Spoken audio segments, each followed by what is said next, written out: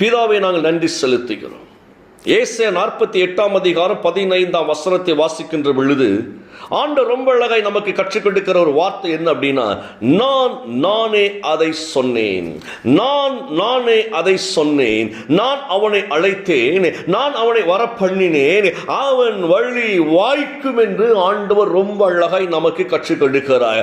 நானே தான் அதை கூறினேன், நான் அவனை அழைத்தேன், நானே அவனை கொண்டு வந்தேன், அவன் தன் வழியில் வெற்றி காண்பான் என்று சொல்லி ஆண்டவர் ரொம்ப அழகாய் நம்முடைய வழிகளிலே நாம் வெற்றி பயணத்தை நாம் சந்தோஷமாய் கொண்டாடுவோம் என்பதை ஆண்டவர் ரொம்ப அழகாய் வெளிப்படுத்துகிறார்கள். ஏன்னா ஒரு மனுஷனுக்கு வாழ்க்கை முழுவதும் வெற்றி வந்து கொண்டே இருக்க வேண்டும் என்று சொல்லிதான் தேவன் விரும்புகிறவராக இருக்கிறார். அவனுக்கு தோல்வி அல்ல, அவன் தோற்று போக கூடாது, எல்லா சாத்தானின் தந்திரங்களுக்குள் வீழ்ந்து அவன் மடிந்து போய்விடக் கூடாது என்பதை தேவன் அக்கறை உள்ளவராய் இருக்கிறபடினாலே இந்த வார்த்தை சொல்லுகிறார். சாத்தான் சொன்னதெல்லாம் நம்பாத, நல்ல கவனிங்க, நான் சொன்னதை எடுத்துக்கொள் என்று ஆண்டவர் சொல்லுகிறார். நான் தானே உனக்கு சொல்லி இருக்கிறேன், நான் தானே உன்னை அழைத்திருக்கிறேன், நான் தானே உன்னை கொண்டு வந்திருக்கிறேன், நான் தானே உன் கூட இருக்கிறேன், உன் வழிகளில் எல்லாம் நீ வெற்றியை காண்பாய், ருசி பார்ப்பாய் என்று தேவன் சொன்ன வார்த்தை இருக்கு பாருங்களேன். ரொம்ப அழகாய் இந்த வார்த்தை நம்ம கூட பேசுகிறாருங்க. அப்ப கொஞ்சம் யோசித்து பாருங்களேன்,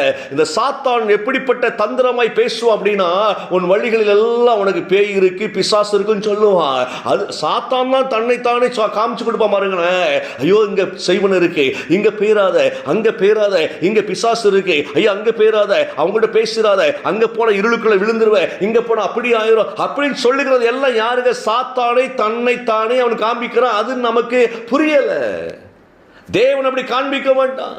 தேவன் என்ன சொல்ற? நான் உன்னோட கூட இருக்கிறேன், நான் உனக்கு முன்னே போகிறேன், உன் வழிகளில் எல்லாம் உன்னை தாங்கி பிடிக்கும்படியாய் நான் தூதர்களுக்கு கட்டளை கொடுக்கிறேன், நீ நடக்கின்ற பாதைகளிலே புஷ்பங்கள் பூத்து குலுங்கும் என்று ஆண்டவர் சொல்லுகிறாய், உன் கால்கள் வைக்கின்ற இடங்கள் எல்லாம் ஆசீர்வாதமாய் மாறும் என்று ஆண்டவர் சொல்லுகிறாய், உன் வழிகளில் எல்லாம் நீ ஆசீர்வாதமாய் இருப்பாய். இது தேவனுடைய வார்த்தை. இது இன்னைக்கு உலகம் எப்படி ஆயிட்டுனா, இதை சொன்னது சாத்தானுடைய வார்த்தைன்னு சொல்லியிருந்தாங்க, இது கள்ள போதனைன்னு சொல்லியிருந்தாங்க. ஆண்டவருடைய செழிப்பை பற்றி, ஆண்டவருடைய ஆசீர்வாதங்களை குறித்து பேசினோம்னா, ஐயோ அது கள்ள போதனையா, உனக்கு துன்பம் இருக்கும், உனக்கு கஷ்டம் இருக்கும், இது நல்ல போதனை அப்படிங்கிறாங்க. நீங்க நல்ல கவனிங்க தேவ வார்த்தையை.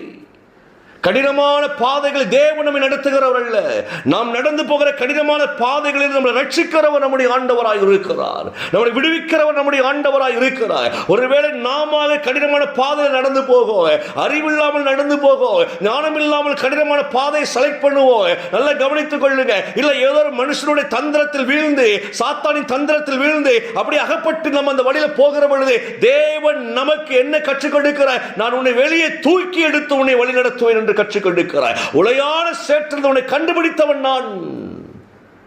எவ்வளவு பெரிய வார்த்தை பாருங்க, உன்னை தூக்கி எடுத்தவன் நான்.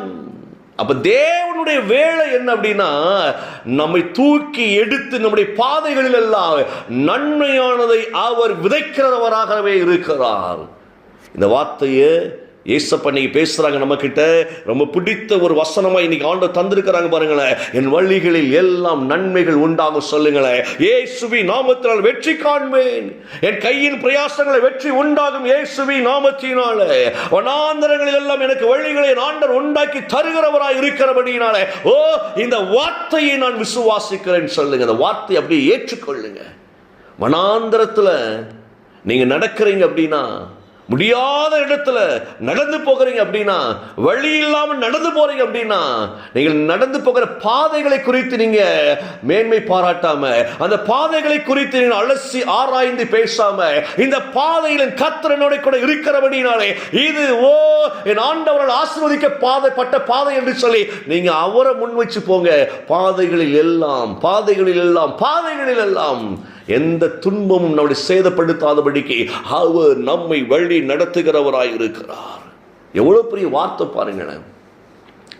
நம்ம நாள்தோறும் ஒரு காரியத்தை செய்கிறோம் அப்படின்னா, என் கர்த்தர் வழியை வாய்க்க பண்ணியிருக்கிறார் அப்படி நம்பி நீங்க செய்யுங்க. இந்த வழிகளிலே ஆண்டவர் எனக்கு நன்மை செய்கிறவராய் இருக்கிறார். அவரே காண்பிக்கின்ற பாதை, நான் நடந்து போகிற பாதை ஒருவேளை எனக்கு புரியாத பாதையாக இருக்கலாம், ஆனால் தேவனோ அந்த பாதையிலே நன்மையான காரியங்களை எனக்கு காண்பித்துக் கொடுக்கிறவராய் இருக்கிறார். காண்பித்து கொடுக்கிறவராய் இருக்கிறார். ரொம்ப அழகான வார்த்தைங்க. இஸ்ரவேல் ஜனங்கள் வனாந்தரத்தில் வந்த பொழுது தாகம் எடுக்கிற நேரங்களெல்லாம் தாகத்தை தணிக்கிறவராய், தாகமே ஏற்படாதபடிக்கு அற்புதங்கள் செய்தாராங்க. இந்த வார்த்தை ரொம்ப அழகாய் சொல்கிறது. ஏசாயா 48:21 வாசிக்கின்ற பொழுது, அவர்களை வனாந்தரங்களை நடத்துகின்ற பொழுது அவர்களுக்கு தாகம் விடாதிருந்ததில்லை. எவ்வளவு பெரிய வார்த்தை பாருங்களேன். தாகத்தை அவங்களுக்கு தணிக்கும்படியாய், தாகம் வருவதற்கு முன்பதாக தேவன் தண்ணீரை உண்டு பண்ணுகிறவராகவே இருக்கிறார். கற்பாறையிலிருந்து தேவன் தண்ணீரை உண்டு பண்ணி கொடுத்தார். யோசித்து பாருங்க, வனாந்தரத்தில் தண்ணீர் கிடையாது, ஆறுகள் கிடையாது. அப்படிப்பட்ட பாதையில் நடந்து போகக்கூடிய கூட்டம் இஸ்ரவேல் ஜனங்கள் தேவன் கொண்டு வந்து கொண்டிருக்கிறார்.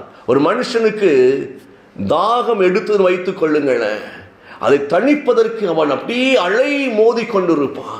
எங்கேயாவது போய் ஒரு தண்ணீர் கிடைக்காதா, எங்கேயாவது போய் தணித்து விட முடியாதா, ஐயோ தாகம் என்பது அவனை தேட வைத்துக் கொண்டே இருக்கும். தண்ணீரை தேடுவான் அவன். பசி எடுத்தால் உணவை தேடுவோம். நல்ல கவனிக்க இந்த வார்த்தை. ஆனா தேவன் பாருங்களேன், அவர்கள் பசி எடுக்கின்ற பொழுதும் சரி, தாகம் எடுக்கின்ற பொழுதும் சரி, வனாந்தரத்துல இன்னைக்கு மாதிரி போற வர இடங்களில் மினரல் வாட்டர் கிடையாது. 10 ரூபாய் கொடுத்து வாங்க முடியாது. எந்த கடைகளும் வனாந்தரத்தில் கிடையாது. அந்த கடைகள் இருந்தால் தண்ணீர் வைக்கக்கூடிய அளவுக்கு ஒண்ணுமே இருக்காது. ஏன்னா வனாந்தரத்தில் ஒண்ணுமே கிடையாது. யோசித்து பாருங்க, ஒண்ணுமே கிடையாது. அப்படியே நடந்து வாராங்க, பொக்கிஷங்களோடு நடந்து வாராங்க ஜனங்கள். தாகம் தணிக்கும்படியாய், தாகத்தை தீர்க்கும்படியாக. ஆண்டவருக்கு தெரியாதாங்க, இன்னைக்கு நம்ம ஒரு மீட்டிங் பிளான் பண்ணினாலே இந்த மீட்டிங்கிற்கு என்னென்ன தேவை என்பதை அறிந்து அதை முன்னதாக செய்து வைத்து ஒரு மீட்டிங்கை ஒழுங்குபடுத்துகிறோம். அப்போ தேவன் இஸ்ரவேல் ஜனங்களை எகிப்திலிருந்து கொண்டு வர நேரத்தில் அவருக்கு தெரியாதா இத்தனை ஆண்டுகள் நடக்க போகிறாங்க, இத்தனை ஆண்டுகள் அவர்களோடு கூட இருந்து நான் அற்புதத்தை செய்து கொண்டே தான் இருப்பேன், அவங்களுக்கு தண்ணி தாகம் அடிக்க, அவங்களுக்கு பசி எடுக்க, எல்லாம் தெரியுமா தெரியாத, எல்லாம் தெரியும். ஆனாலும் பாருங்க, ரட்சிப்பை மறந்தார்கள். விடுவிக்கப்பட்ட அந்த தருணத்தை மறந்து புலம்ப ஆரம்பிக்கிறாங்க. அது இல்லை, இது இல்லை, அப்படி இப்படி, நாங்கள் எகிப்திலே மரித்தால் நலமாய் இருந்திருக்குமே, செத்துப்பட நலமாய் இருந்திருக்குமே அப்படின்னு புலம்பிக்கிட்டே வாரான். ஆனாலும் தேவன் நல்லவருங்க. தேவன் ரொம்ப நல்லவராக இருக்கிறார். அவர் கற்பாறையிலிருந்து, கண்மலையிலிருந்து தண்ணீரை அவர்களுக்கு அவர் சுரக்க பண்ணினார்கள். ஆச்சரியமான ஒரு காரியம். ஒரு பைப்பில் தண்ணி வந்த மாதிரி சர்ன்னு வருது. யோசித்து பாருங்களேன், ஒரு பைப்பை திறந்து தண்ணி வந்த மாதிரி வருது. பாறை இருந்து தண்ணீர் ஊற்று அப்படி வருது. எல்லாரும் ஊற்ற மண்ணில் தேடுவோம், மண்ணை தோண்டி தண்ணி தேடுவோம். தேவன் கல்லுக்குள்ள இருந்து தண்ணீரை கொண்டு வந்தவர். என அவர் மாறாதவராய், அழைத்தவர் உண்மை உள்ளவராய் இருக்கிறார். உங்கள் வாழ்க்கையில் நீங்கள் எதிர்பார்த்த இடத்திலிருந்து நீரூற்று வராது. நீங்கள் எதிர்பாராமல் ஆச்சரியப்படும்படியாய் உங்கள் வழிகளில் எல்லாம் தேவன் நீரூற்றுகளை உண்டு பண்ணி உங்களை மகிழ பண்ணுகிறவராய் இருக்கிறார். நீ ஒரு காரியத்தை நம்பி ஒரு மனுஷனிடத்தில் போயிருப்பாங்க, ஒன்றும் நடக்காது. ஆனால் தேவன் நடத்தி கொடுக்கிறவராய் இருக்கிறார். வழிகளில் அவர் உனக்கு நன்மை செய்கிறவராய் இருக்கிறார். மனுஷரால் கூடாத காரியம் ஆண்டவர் செய்து முடிக்கிறவராய் இருக்கிறார். இன்னைக்கு உங்கள் வாழ்க்கையில் இந்த அற்புதம் நடக்கும். எத்தனை பேர் விசுவாசிக்கிறீங்க? ஆமீன் சொல்லிக்கோங்க. என் வாழ்க்கையில் இன்னைக்கு இந்த அற்புதத்தை பார்ப்ப இயேசுவின் நாமத்தினால என் வழிகளில் எல்லாம் ஆண்டவர் என்னோடு கூட இருந்து காரியங்களை வாய்க்க பண்ணுவதை இன்றைக்கு நான் பார்ப்பேன் இயேசுவின் நாமத்தினால. கண்களை மூடுவோம். பிதாவை நன்றியோடுமே துதிக்கிற ஆண்டவரே, இயேசுவின் நாமத்தில் ஆண்டவரே, எங்கள் வழிகளில் எல்லாம் நாங்கள் வெற்றியை காணும்படியாய், வெற்றியை கொண்டாடும்படியாய் கொடுத்த எல்லா மகிமையான இந்த நேரத்திற்காய் நன்றி ஆண்டவரே. உம்முடைய வார்த்தைக்காய் நன்றி ஆண்டவரே. எங்கள் பிள்ளைகளை தேற்றினதற்காய் நன்றி ஆண்டவரே. இயேசுவின் நாமத்தினால இணைந்திருக்கிற ஒவ்வொரு பிள்ளைகளை நான் ஆசீர்வதிக்கிறேன் இயேசுவின் நாமத்தினால. வழிகளில் எல்லாம் ஆண்டவரே நீரூற்றை உண்டு பண்ணுகிறவர், கற்பாறையில் தண்ணீரை உண்டு பண்ணுகிறீர்கள் ஆண்டவர், வனாந்தரத்தில் வழிகளை உண்டு பண்ணுகிறேன் ஆண்டவர். இன்றைக்கு பிள்ளைகளை ஆசீர்வதிப்பதற்காய் ஸ்தோத்திரம். இயேசுவின் நாமத்தில் நான் ஆசீர்வதிக்கிறேன் நல்ல பிதாவே. ஆமென், ஆமென்.